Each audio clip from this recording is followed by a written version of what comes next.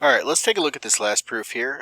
So this one says given angle BAD, all right, so this angle here is congruent to ADQ, so this angle here. All right, so we know those two are congruent, that is given. All right, and we want to prove that RBS is congruent to BCT. All right.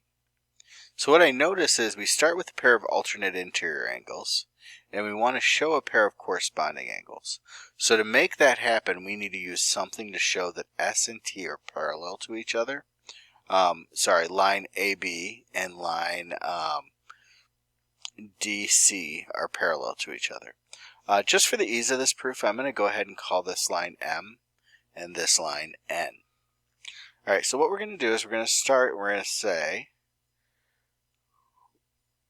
we know angle BAD is congruent to angle ADQ. All right, thus M is parallel to N because alternate interior angles congruent implies parallel. All right, so that got us to two parallel lines. All right, once we have parallel lines, now we can say, all right, we have angle RBS congruent to angle BCT because parallel implies corresponding angles congruent. All right, which was what we were trying to show, so we're really done with the proof.